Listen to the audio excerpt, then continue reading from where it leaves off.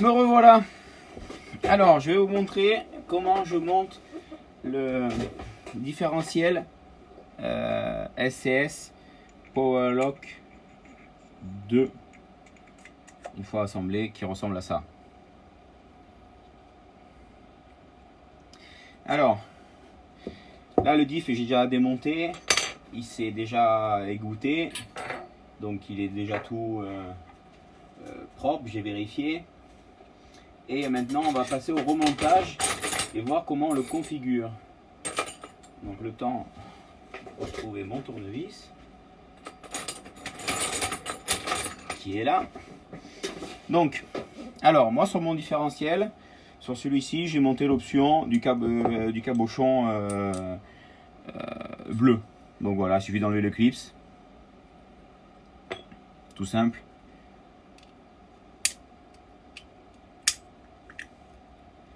Voilà, et qui renferme le système dedans de réglage.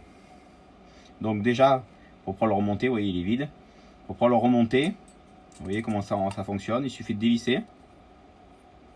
Alors, dévissez pas un quart, il faut dévisser 2 tours, on va dire, et on fait tourner. Et vous voyez le système dedans. Je sais pas si on voit bien. Les axes tournent sur eux-mêmes. Donc là, en fait, je le mets en position 3.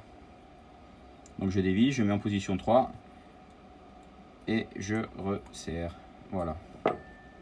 Je vous conseille de mettre sur cette vis là du frein filet et de pas trop serrer, parce que ça, cette pièce, la grande pièce autour est plutôt souple comme avec le matériel qu'ils ont utilisé. Donc elle est plutôt souple, on peut vite facilement la déformer. Donc je vous conseille de mettre du frein filet sur la vis. Donc là il est en position 3, la vis alignée au numéro 3. Voilà, vis alignée. Donc bon, là je refais, c'est juste pour vous montrer.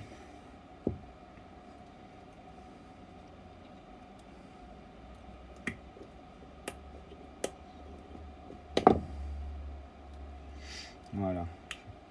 J'appuie bien pour que le clip soit bien dans sa gorge.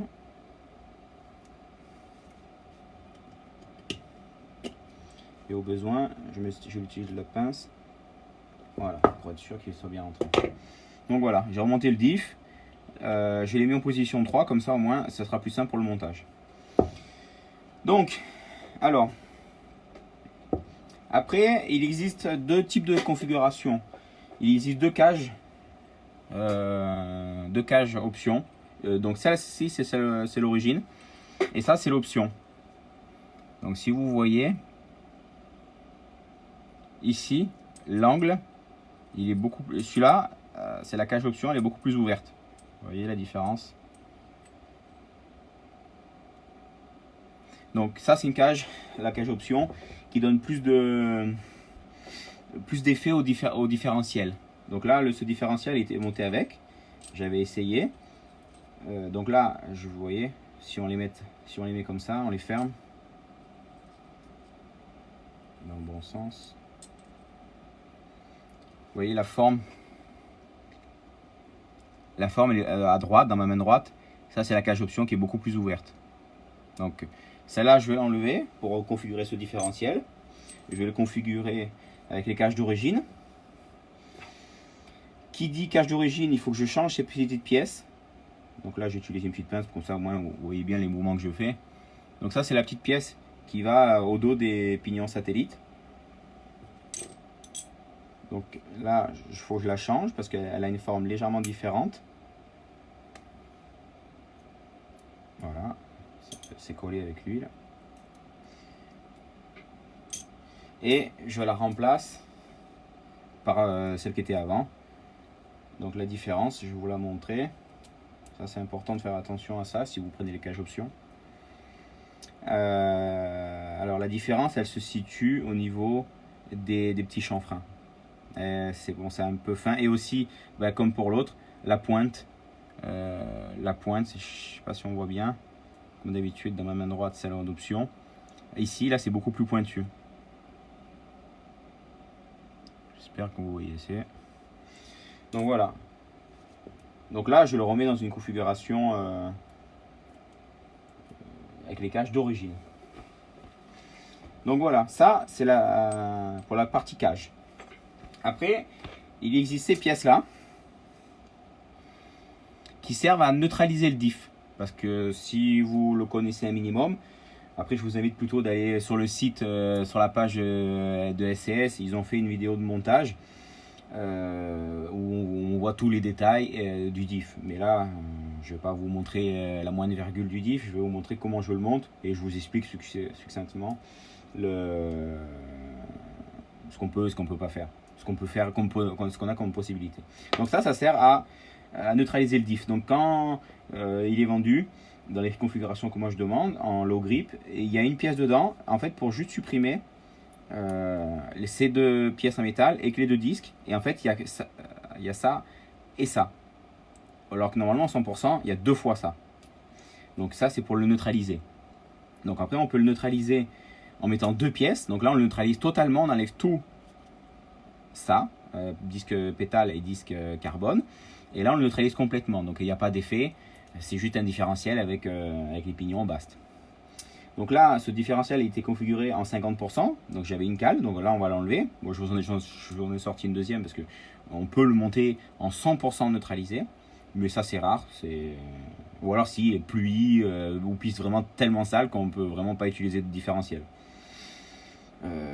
Et souvent ce que je conseille, c'est sur les pistes qu'on ne connaît pas ou qui sont réputées glissantes, il vaut mieux arriver avec un diff 100% neutralisé type pluie, en mettant ces pièces là dedans, pour commencer à rouler, et de là après on voit sur place ce qu'il en est et si on peut jouer avec le différentiel. Mais il vaut mieux commencer plus souple que trop dur et après pas savoir d'où vient le problème, la piste, les pneus, la voiture, le pilote et tout ça.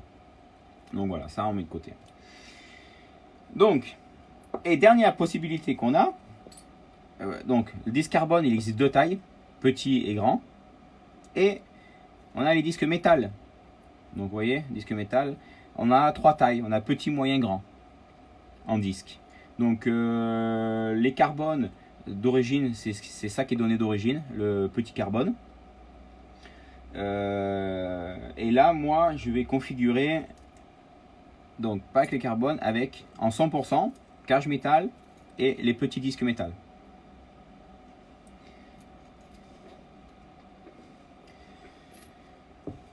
Donc, on commence. Alors, je mets toujours une note cardan pour pouvoir faire un support. Donc, on y voit. Donc, là, j'ai mis notre cardan. Le diff est en position 3 et on va commencer à faire les pieds, l'assemblage. Donc, les rondelles. Donc, il y en a quand même pas mal dans le différentiel. C'est juste des rondelles de calage, dans toute la même taille. J'en commence avec 1, 2, 3, 6 rondelles que je mets au fond. Je mets un disque pétale,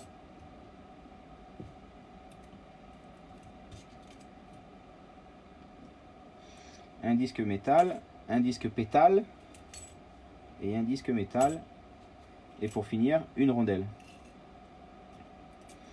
Et là je mets la cage. Alors à savoir que les cages, elles ont un sens, elles ont des petits points.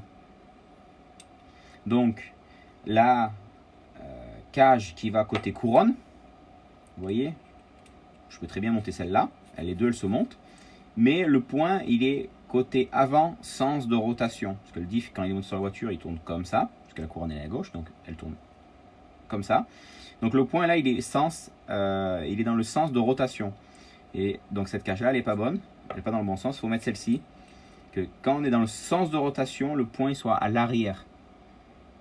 Voilà, quand le diff tourne dans le sens normal, le point soit à l'arrière du sens de rotation. Voilà. Donc je mets la cage, et là je la tiens compressée en bas, et à l'aide d'un tournevis je le fais glisser de la partie, je sais pas si on voit bien, de la partie cage vers la partie, excusez-moi, le corps vers la cage, pour voir qu'elle soit légèrement en dedans. Parce que si la cage elle est dedans, ben, le tournevis il peut pas. Voilà, là je la tiens volontairement haute, donc là on peut pas. Et si elle est basse, quand on le fait riper, on sent la marche, et de là on arrive à comprendre la cage de combien elle est en dedans. Donc ce qu'il faut, c'est qu'elle soit un peu en dedans. Faut va dire que là, je pourrais rajouter une rondelle. Parce que la cage, elle est quand même bien en dedans. Donc je vais rajouter une rondelle pour monter crescendo.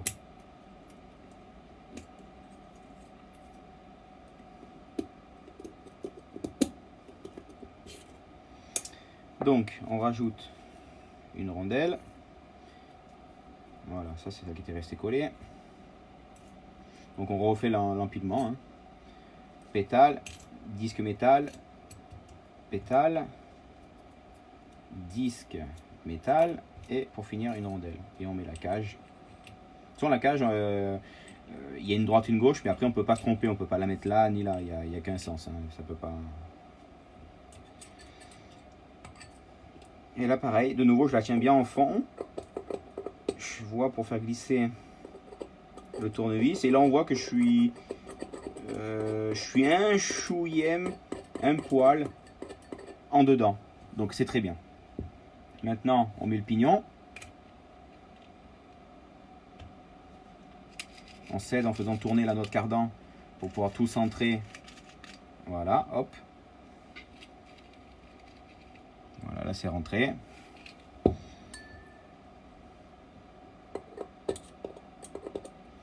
Je vérifie une fois que tout est centré dedans avec l'aile du pignon que je sois toujours bon dans ce que je vois, dans ce que j'ai fait avant, donc c'est bon. Donc je remets là maintenant je mets mon groupe de pignons centraux. Et là, les petits points, ben, ils s'alignent avec le point de la cage, tout simplement. Vu que cette pièce-là, elle a une forme, elle a une pointe.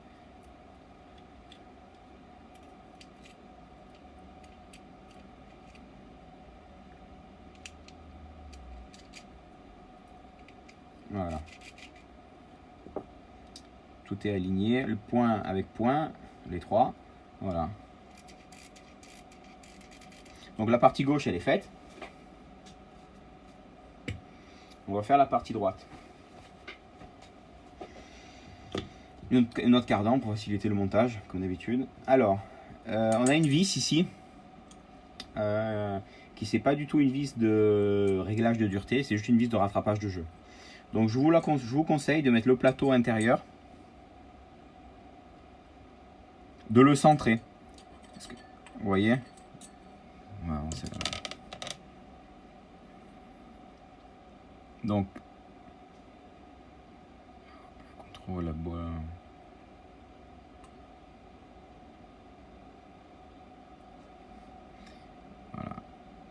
Voilà, le plateau central là, ici, de le centrer. Bon, une fois qu'il est centré, bon, il n'y a pas besoin de le faire au dixième près. Hein. Vous le centrez à l'œil, ça suffit.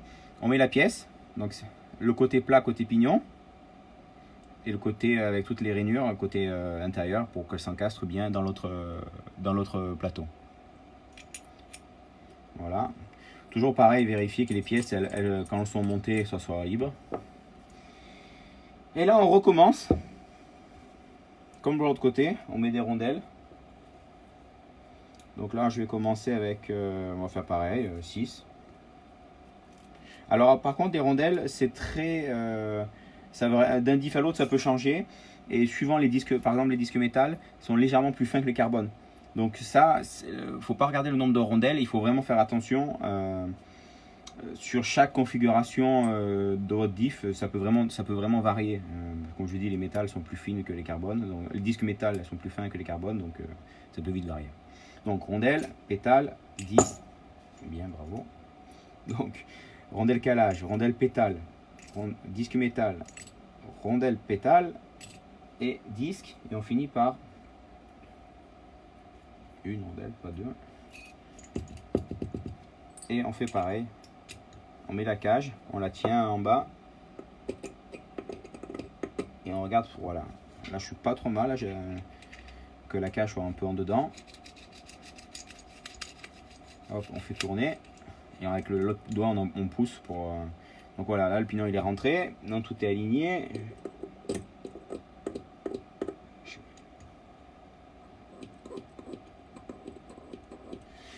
Et comme l'autre côté, il va falloir que j'en rajoute un peu.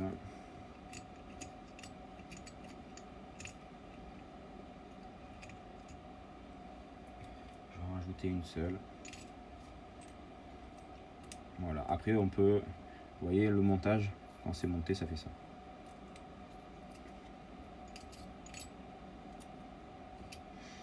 Hop, on remet la cage.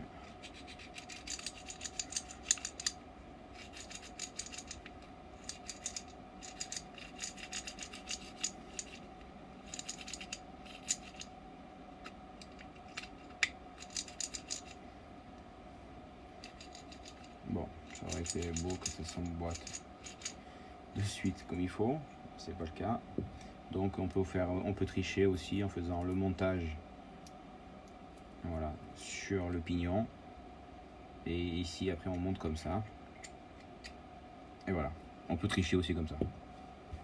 Bon, tricher, c'est une matière principale, c'est que tout soit emboîté, soit monté dedans. Donc je revérifie.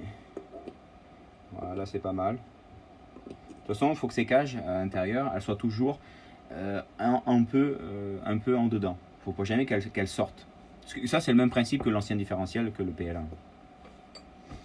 Donc voilà, je l'aligne. Voilà, je l'aligne là pour que les 3 gros trous soient bons. Et après, on ferme.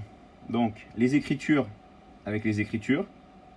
Donc là, voilà. Tac. Chose. Ça, c'est les choses qui arrivent quand on fait trop.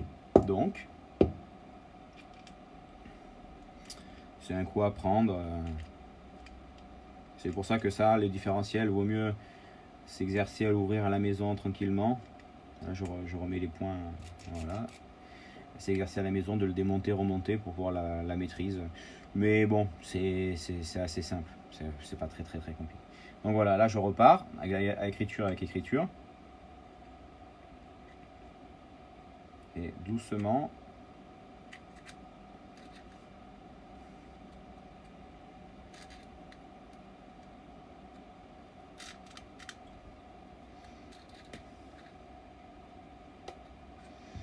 Et ça s'emboîte pas comme il faut de suite. Voilà. Là, vous voyez, c'est tout emboîté. Et là, on comprend bien le système avec les axes qui enclenchent ou pas les disques pétales.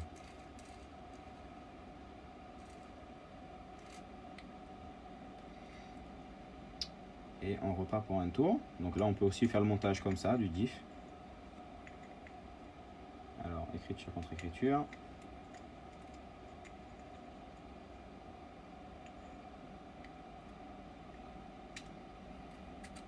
Voilà, à contrario, j'ai plus de facilité à l'ouvrir, à le faire sur la piste que là. Et donc, on met les 3 vis pour le fermer.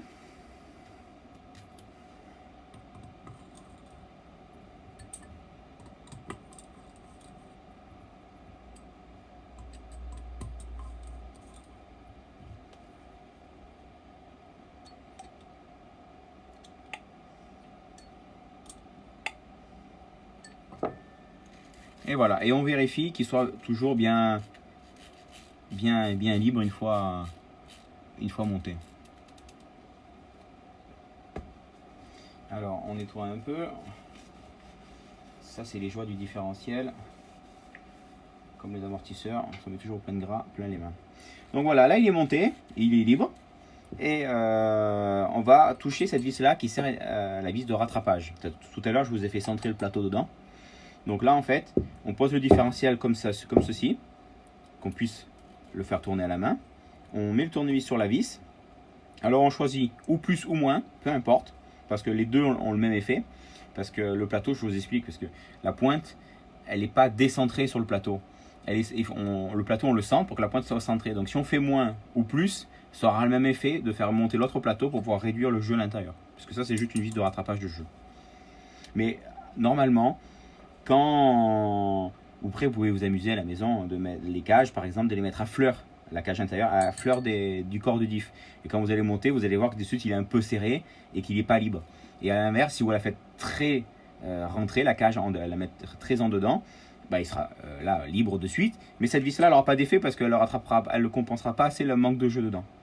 Donc c'est pour ça qu'il faut quand même les rapprocher au minimum, un maximum à la hauteur, mais toujours un chouïa dedans. Et là, en fait, on prend plus ou moins, à vous de choisir, prenez un repère par exemple avec la vis du tournevis.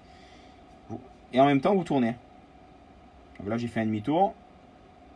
Voilà, là j'ai fait un tour et je sens que ça commence à durcir. Et en fait, voilà, je reviens en arrière et il est redevenu libre. Donc en fait, comme je l'ai configuré d'origine avec les cales, je l'ai mis de suite comme il faut. J'ai pas besoin de toucher cette vis là de rattrapage. Mais à vous de voir, de faire votre expérience pour bien comprendre et le manipuler. Moi là, je l'ai mis parce que j'ai l'habitude de l'utiliser et je sais à peu près au feeling combien il faut. Mais voilà, si vous la cage de toute façon vous la mettez trop en dedans, trop à fleur, vous le montez, il est déjà serré. Et si vous le montez trop en dedans, cette vis là, vous ne sentirez pas que le diff peut se serrer. Donc c'est parce que vous n'êtes pas juste. Mais par contre, ce réglage là, cette manipulation de rondelles et de ça, de la vis de rattrapage, vous n'avez pas besoin de le faire à chaque fois que vous ouvrez le diff. Là par exemple, je l'ai configuré comme je vous ai dit en 100%. Donc les disques de chaque côté, donc il y a 4 disques au total avec les caches d'origine. Et mais si je l'utilise, après je jouerai sur les positions 1, 2, 3 et que ça me convient et que j'ai juste besoin de faire l'entretien du différentiel, changer l'huile, ben, j'ai juste à l'ouvrir, à répartir les pièces sur un papier absorbant, les laisser s'égoutter, remonter et fermer, mettre l'huile. Basta. Parce que de toute façon, les pièces elles n'ont pas d'usure dedans, ou vraiment très peu, donc il n'y a pas lieu à recontrôler à chaque fois. Mis à part si on vient changer les cages, si on vient changer le disque, parce que là les pièces elles peuvent avoir des petites tolérances différentes et il y a besoin de refaire cette manipulation. Donc voilà, là, le différentiel il est monté, on va le remettre en position 1. Voilà, hop.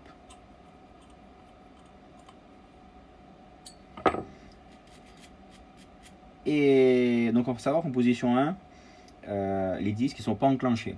Mais il y a quand même de la friction, parce que les pièces elles sont là, elles tournent, il y a quand même de la friction. En 2, il y a 2 disques enclenchés sur 4, et en 3, il y a les 4 disques qui sont enclenchés. Donc un différentiel à 100% en 1 n'est pas neutralisé à 100%. Il y a quand même quelque chose qui se passe dedans, parce que les pièces elles sont là, elles sont en contact, elles tournent, certes elles ne sont pas bloquées, mais elles tournent, elles ont un minimum d'effet. Un différentiel en 100% ou 50% en position 1 ne sera jamais aussi libre s'il est neutralisé vraiment et qu'on enlève les disques. Donc voilà, il n'y a plus qu'à mettre l'huile. Donc pour mettre l'huile, tout simplement, on enlève la noix de cardan, tournevis de 2,5, on dévisse la vis le bouchon, c'est tout simplement une vis bouchon. Alors l'huile SCS. Là, il n'y a pas de millilitres, c'est justement la simplicité de ce différentiel. On prend, on met dedans, voilà, on remplit.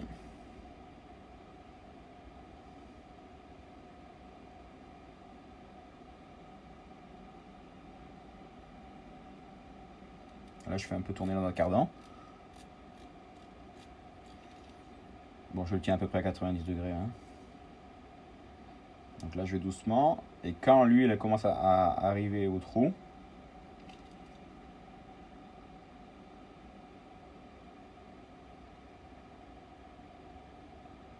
voilà. Elle a commencé à sortir. Donc, hop, je remets la noix de cardan. Je le tiens à 45 pour bien sûr pas que ça sorte. Et je remets la vis le bouchon. Donc là, sûrement, j'avais une meilleure vue que vous.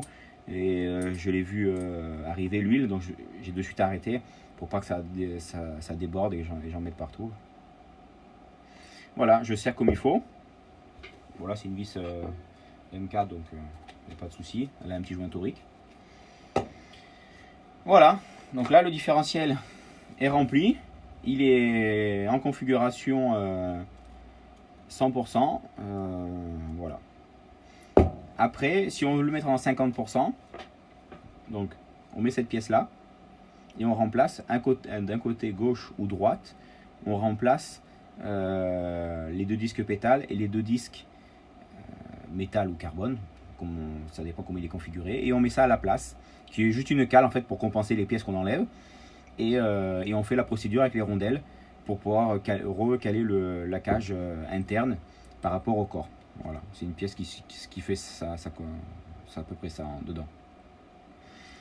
Donc voilà, le différentiel SCS Powerlock 2. Comment là je le monte, je vous ai dit un peu ce que je pouvais vous dire sur les options qu'on peut mettre dessus. Là je l'ai monté comme ça pour des prochains essais, pour faire des essais comparatifs, et voilà. Donc j'espère que je vous ai tout bien expliqué. Je regarde qu'il n'y ait pas de questions. Voilà, bon, si vous avez des questions ou autres, n'hésitez pas à commenter.